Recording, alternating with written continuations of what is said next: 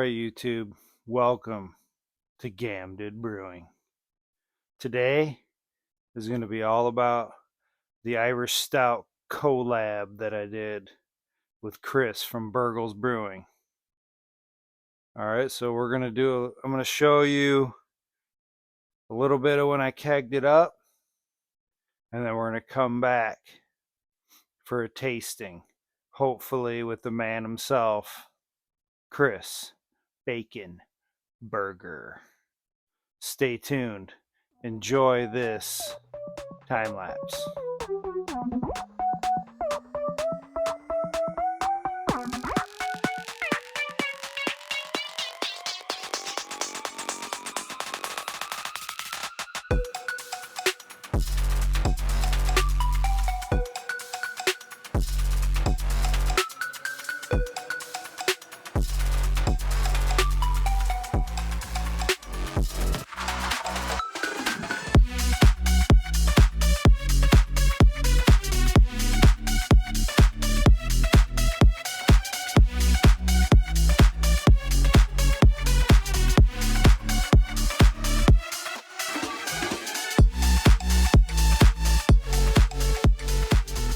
Ladies and gentlemen, it's happening. The man, Chris Bacon Burger, has just zoomed in. Let's headphone up and see what he's up to. Let's welcome Chris to the channel. All right. Nice. I mean, it's great. Your head almost looks white, or maybe a hint off white. Mine is like tan. Yeah. Like tan. But I wonder if that's the nitro. It probably is. I mean, it would have to be, right? I mean, our recipes are the recipe's exactly the same. Same. I'd say in real life it's a light tan. I wonder if I get mine closer though. Yeah, mine's definitely like. Yeah, yours looks like for sure tan. The lighting is on this camera is doing it a little more justice, but it's definitely tan in person, but it's not like that brown kind of golden color you're getting in the camera. Yeah, here's mine with a little better lighting. It looks a little more tan with this lighting. How dark is yours? Super dark. I think, and like my head's super pillowy too. Like it's dissipating a little quicker than maybe, but again, in a 4.95% beer, like the head sticks around even this long. I'm okay with it. Like this is fluffy. Like it's nice. Yeah, I can't even. Let's see if you can get like on top of it just to. I might drop this brand new. Like it's just pillowy, fluffy. Yeah, I'm really happy with it. I guess let's talk a little bit about like what we were thinking initially. We got to talking about an Irish Stout and how I've made a couple, but I haven't really been happy with it. And the last one that I made, actually, the color was way off. I had actually never brewed one, but it's been one of those recipes that I've had on the docket for a while because I love Guinness. Like you go anywhere, and if it's like my choice of like get a commercial something or the Guinness, like I'm like, yeah, give me the Guinness. Like I'm not messing with the Budweiser. I'm not messing with that. Like Guinness is like I love a good Guinness. So looking at the recipe of like a Guinness, or what pretty much everywhere doing my research has for a dry Irish Stout, it's all just like 2-row, probably more like a Maris Otter type malt, flaked barley, and then just roasted barley. Yeah. So like, and then again, doing a lot of research and hearsay, this and that, like knowing a lot of people experience the acridness of roasted barley, and then myself not wanting that a lot. Like, I don't know if I'm just biased to it. I didn't want to just do roasted barley. It was the same. I was thinking the same thing when I was looking at the recipe. It's like, ooh, a lot of roasted barley. I was, you almost get like that ashtray. Yeah. Freaking it. And that was making me nervous. Like a bad burnt coffee. Like you go to somewhere and they're just serving up. Like you could tell things been on the pot for like 4 hours and they haven't changed it. Yeah. I know. But what if that's just our ignorance, and like, what if that's the key to making it awesome? And we're just afraid to do it. I think it's a little biased, yeah. But because now thinking about it, I haven't in the other stouts that I've brewed so far, in other dark beers, I haven't ever used roasted barley, or like a Black Prince, or just even a normal chocolate, like a 511 chocolate malt. I've gone pale chocolate and midnight wheat because I don't want to bring those characters in. And I wonder, like, too, if it's like a lot of those recipes that do use it now do like the mash cropping thing, where it's like the last 10 minutes of the mash, they'll throw that stuff in there. So you get a little of the character, but it's not in there the whole time. But to me, it's just like another step to worry about. So it's like, I just want to throw everything in at one time. And if using pale chocolate with a midnight wheat and a touch of the other roasted malts can accomplish that, then like why complicate it? Yep, agreed. See, I was also thinking, like I've used regular chocolate in the past, and I usually use I use Carafa Special 3 and 1 and 2, really, for that matter. But Carafa Special is dehusked. Yep. So you get a lot of the color and you get some of the roast, but the acridness is, not there. Yeah, I can't remember if Black Prince is actually supposed to be the same characters as roasted barley, but with less bitterness or like less acridness. I can't remember which one's which. I know like they're very, very similar, but supposedly one is less harsh than the other, but you still get all those good roasty notes out of it. And then like Carafa is supposed to be very similar to like a midnight wheat. Right. Like that's it. Well, that's what I was thinking when you brought up midnight wheat. I'm like, hell yeah, because I was thinking it's dehusked, right? I mean, it's wheat. That and a midnight wheat from Brees is going to be half the price of a Carafa 3 from like Wireman. Yeah. Like being the cheapskate that I am, like I don't. I'm down with that. I won't pull punches on that one. And I just love midnight wheat. I've used it like pretty much every dark beer I've made, and I don't get any weird bad characteristics out of it. Like it's consistent. It works. Yep. And I like to throw a little bit of wheat in things anyway for like body and head. So it's like, hey, now you accomplish both. You get the wheat and the dark. Mm-hmm. I love it because you're saying all the things that I'm thinking, and I don't have to say them now. So all the stuff that Chris is saying, that's what I'm thinking as well. I like adding the extra body, but I don't want to overload stuff with like a caramel 10 or Carapils or a Carahome if I don't have to. If the style calls for it, I will, but I'm trying to get away from that. There was a time where when I first started brewing, I was throwing 8 ounces of that in everything, just because. And I think a lot of that's just it started with extract brewing, so a lot of that calls for it to help with body and character, all that. But it's like I'm trying to move away from it unless it's like a hazy or a style that really, really needs it. Right. Trying to accomplish that with wheat or something else, whether that's wheat or like some other kind of specialty malt that can get it. Right. That's here nor there. That's not worth. Yeah. Let's get back to the beer at hand here. Yeah. I need to tell you, like, full disclosure, I was doing a little, reading up, getting ready for this tasting we were going to do. So I pulled up Irish Stout, and then I looked at Dry Stout, and I've been using those two styles interchangeably. Irish Stout and a Dry Stout? Yeah, it's 15B is the Irish Stout, and then 13A is a Dry Stout. I thought they were the same thing. Me too. I just wanted to come right out with it for the people. Full disclosure. But yeah, I didn't know that.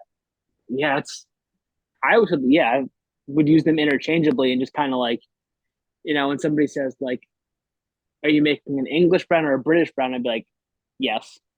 Right. Yeah, I've just been calling it an Irish Stout, sometimes a Dry Stout. Sometimes I even call it a Dry Irish Stout, which might even be another category. I didn't look. Yeah, I would always refer to it as a Dry Irish Stout, not, Yeah, and I think, like you said, like you're looking at the two styles. I think some of them are so similar that it's like, sure. All right, let's get into this thing. I'm interested because you're so much better at the tasting and describing. Let's hear what you're getting in the but nose. sometimes I have a shoddy palate. It depends on what the beer style is, but like,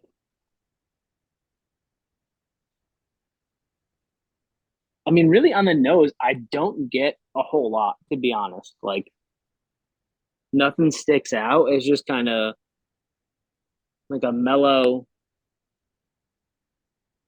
see, almost like a light roasted coffee, like a subtle light roasted coffee, and maybe a hint of like a baker's chocolate in the background. That's exactly what I was gonna say. And I don't know if that chocolate's just my bias knowing what's in it and having tasted it before, but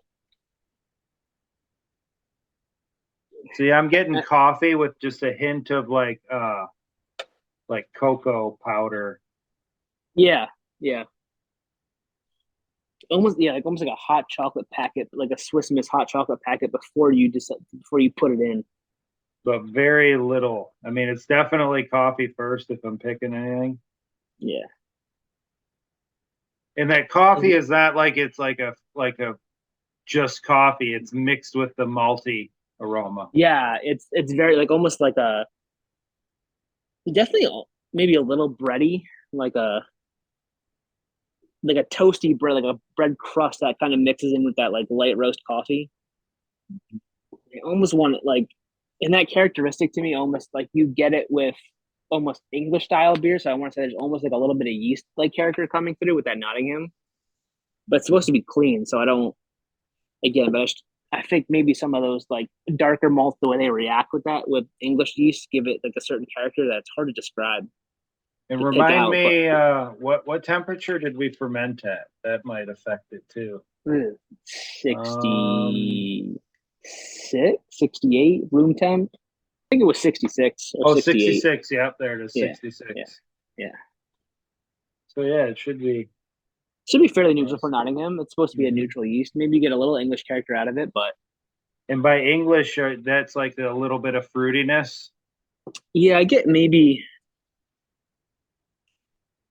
like a toffee raisiny, like just slightly, but I think it's just like it's like a English character to it that I get, and that I can only describe as that because that's what my brain wants to go to because of what it's perceived. But there's definitely, I think, a notable English character to it, not like a traditional like Irish ale yeast, but again, it's so hard to pick up. What's really hard is not taking a drink after I smell it every time. You ready to go in for a sip? Yeah, look at the head from that nitro still just like sticking around. I know. Yeah, mine's down to like a whisper now, but it's still there a little bit. Well, let's go in for a taste. Cheers, buddy.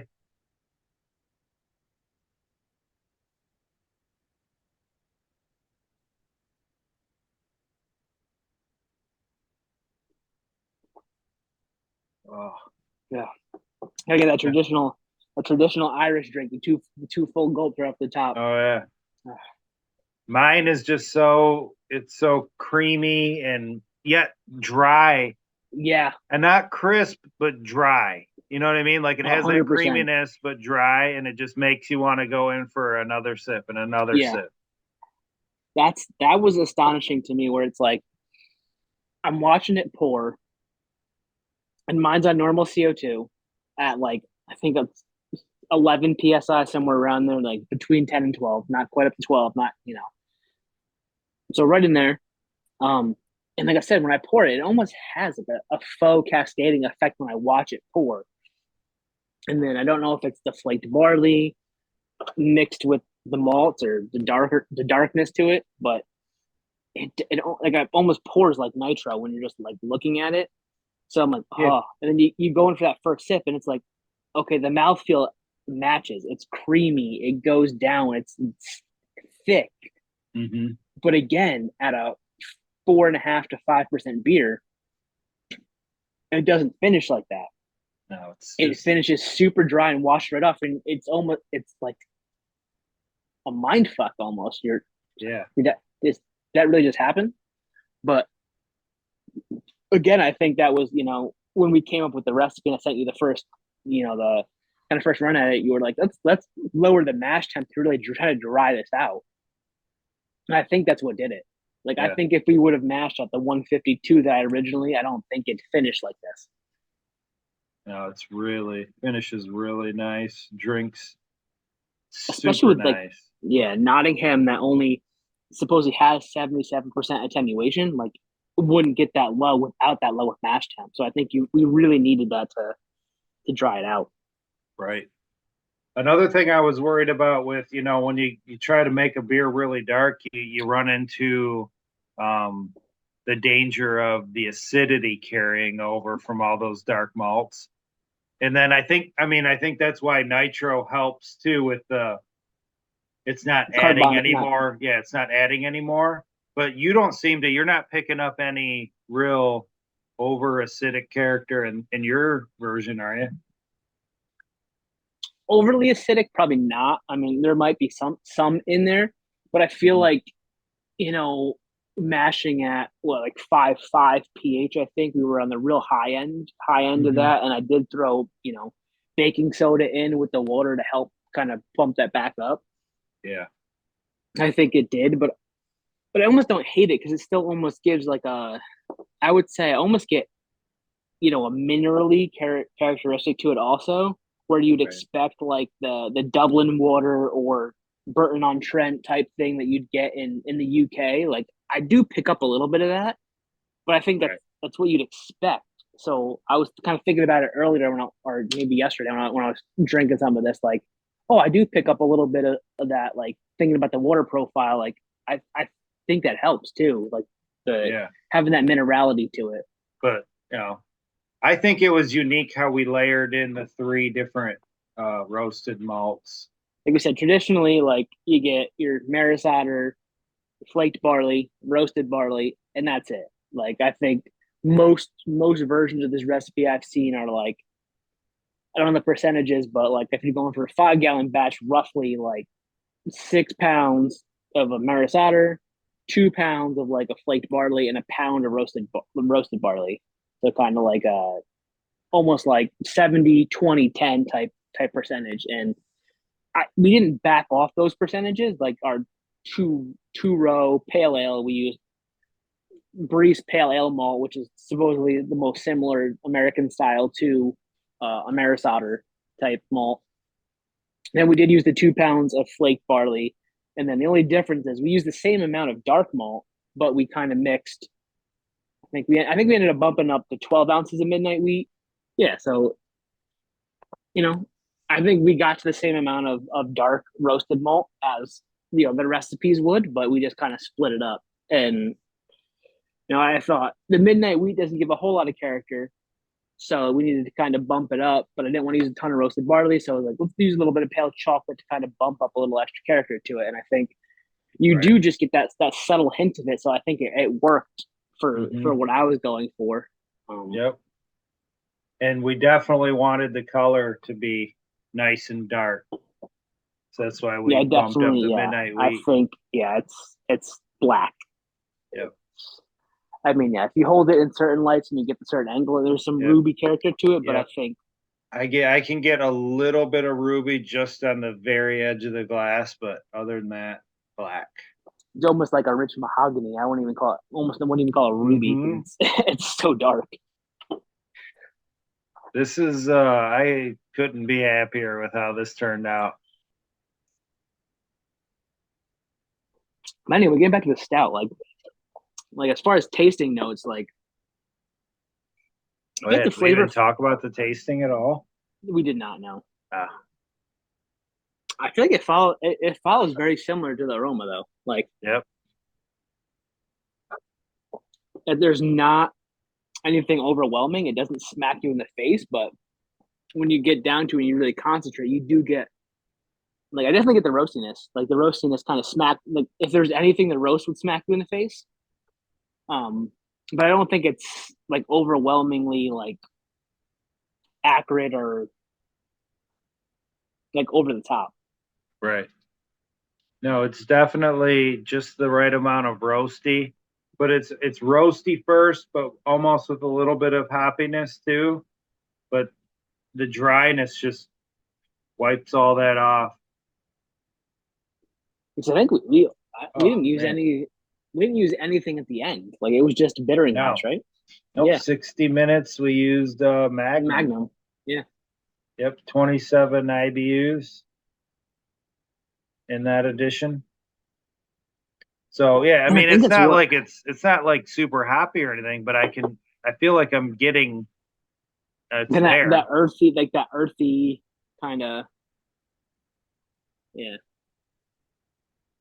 And again, it was first wort, so maybe having them on a little bit longer lended a little more flavor, kind of getting there because you had the hops Right. in that. You had the hops in there, like at that lower temperature before, just utilizing the bittering aspects, the alpha acids. I'm super impressed with it. Like as a first go recipe, never having brewed one, and just kind of throwing my brain at it, like it just. I honestly can't think decision. of anything that I would change. No, I don't think so. If anything, I don't know if I'd experiment with this style necessarily. Like, I think as the Irish Stout or a Dry Stout, like, I think this fits the molds until I would submit to a competition and get any feedback from there. Like, if I was trying to go for a super style, but right. I think just if I was going to be like, hey, I was having a St. Patty's Day party here, or serving it to people around and just been like, yep, here's my dry Irish Stout. I don't think I would change it until I got feedback. Because I like it the way it is. Like, I think that's why we went the direction that we did. Like, we didn't want it overly roasty. I wanted a little bit of that chocolate character to come through to make it more like a traditional stout. But yeah, until feedback. But I think there's something to take from it brewing stouts, like my normal stouts going forward. I think there was something lacking in them where I think maybe that roasted barley to me lends something, like whether it's 8 ounces goes into a stout or maybe just like 4, just to kind of give it a little bit of that extra roastiness. But I think I did, doing this gave me something to move forward with some of my other beers. Like, hey, maybe I shouldn't shy away from roasted barley or like Black Prince. Like, there's a place for it. Right. Yeah, I agree. All right, man. Well, in closing, it was really great brewing with you and coming up with this recipe. I'm super happy. I think I'm going to brew it again. Yeah, this might be every March or February brew. Like, yeah, probably February, so it's ready for St. Patty's Day. But yeah, I agree. I think it's definitely a rebrew. It's definitely not change the recipe the next time, but yeah, see if we can do it again. Yeah, well, it opens the door to other collabs too. Like, Yep. I'm down. But I want to be on you. I want to be on you. Alrighty then. That's gonna do it for this tasting with Chris. Thanks for helping me taste that recipe. I'll put a link to his channel down in the description. Go check him out. Yeah, so good times were had by all. Don't forget, support your local brew pub, support your local homebrew shop, and get brewing. Cheers, everybody.